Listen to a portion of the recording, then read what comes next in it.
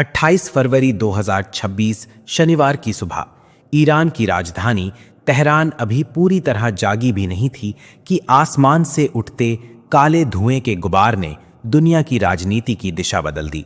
शहर के सबसे सुरक्षित माने जाने वाले उच्च सुरक्षा परिसर से लगातार धमाकों की आवाजें आईं और कुछ ही मिनटों में ये स्पष्ट हो गया कि इस्लामिक रिपब्लिक के शीर्ष सत्ता केंद्र पर एक अभूतपूर्व हमला हुआ है।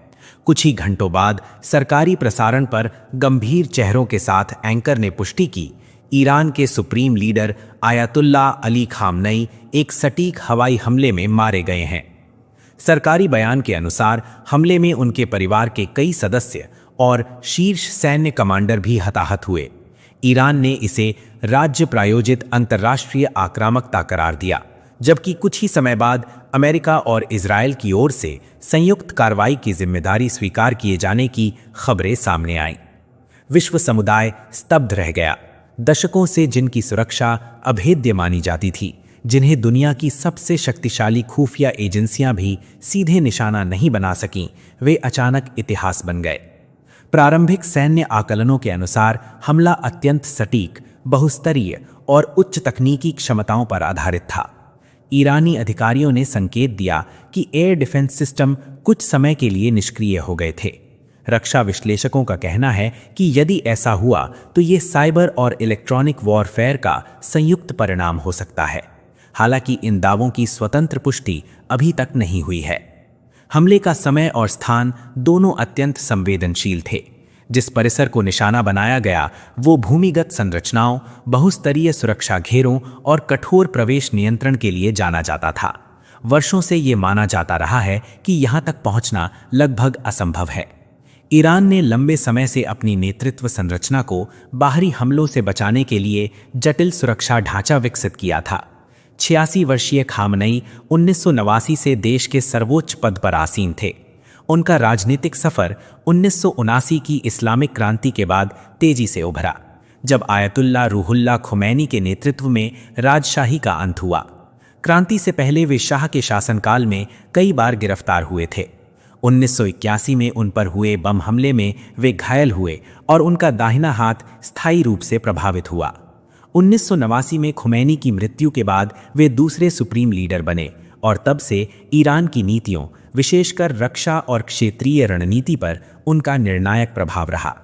उनके नेतृत्व में इस्लामिक रेवोल्यूशनरी गार्ड कॉर्प्स की भूमिका और प्रभाव उल्लेखनीय रूप से बढ़ा। क्षेत्रीय राजनीति में ईरान की सक्रियता, विशेषकर लेबनान, इराक, सीरिया और यमन में लंबे समय से पश्चिमी देशों और इजरायल के लिए चिंता का विषय रही है। विश्लेषकों के अनुसार यही व्यापक भू राजनीतिक प्रतिस्पर्धा इस घटना की पृष्ठभूमि बनाती है। हमले के बाद अंतर्राष्ट्रीय बाजारों में तीखी प्रतिक्रिया देखी गई। तेल की कीमतों में उछाल आया, वैश्विक शेयर बाजारों में अस्थिरता बढ़ी और संयुक्त राष्ट्र सुरक्षा परिषद की आपात बैठक बुलाई गई।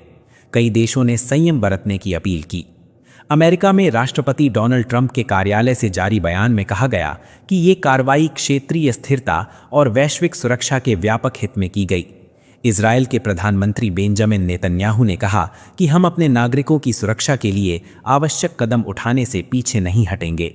इन बयानों ने अंतर्राष्ट्रीय बहस को और तेज कर दिया। ईरान के भीतर माहौल अत्यंत तनावपूर्ण है। राजधानी और प्रमुख शहरों में भारी सुरक्षा तैनात की गई है। सरकारी मीडिया पर शोक संदेश प्रसारित हो रहे हैं, जबकि सोशल मीडिया पर विभिन्न प्रकार की प्रतिक्रियाएं सामने आ रही हैं।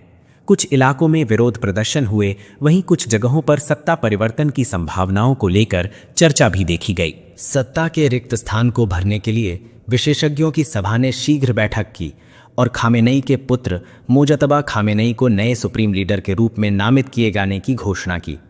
इस निर्णय ने देश के भीतर और बाहर नई बहस को जन्म दिया है। क्या यह निरंतरता का संकेत है या संभावित अस्थिरता की शुरुआत? रक्षा विशेषज्ञों का मानना है कि यदि ये वास्तव में संयुक्त हवाई और साइबर अभियान था तो ये आधुनिक युद्ध कला का एक महत्वपूर्ण उदाहरण है, जहां पारंपरिक सैन्य शक्ति और डिजिटल क्षमताएं साथ काम करती हैं। हालांकि स्वतंत्र जांच और आधिकारिक पुष्टि के अभाव में कई विवरण अभी भी अटकलों के दायरे में है। क्षेत्रीय प्रभाव भी गहरे हो सकते हैं। मध्य पूर्व में पहले से चल रहे तनाव, विशेषकर इजराइल और विभिन्न सशस्त्र समूहों के बीच संघर्ष, अब नए चरण में प्रवेश कर सकते हैं। कई विश्लेषकों का कहना है कि ईरान की प्रतिक्रिया आने वाले दिनों में वैश्विक स्थिरता के लिए निर्णायक होगी। भारत सहित कई देशों ने स्थिति पर नजर रखने की बात कही है। विदेश मंत्रालय ने क्षेत्र में मौजूद अपने नागरिकों को सतर्क रहने की सलाह दी है। ऊर्जा आपूर्ति, समुद्री मार्गों की सुरक्षा और क्षेत्रीय गठबंधनों पर संभावित असर को लेकर भी चर्चा जारी है।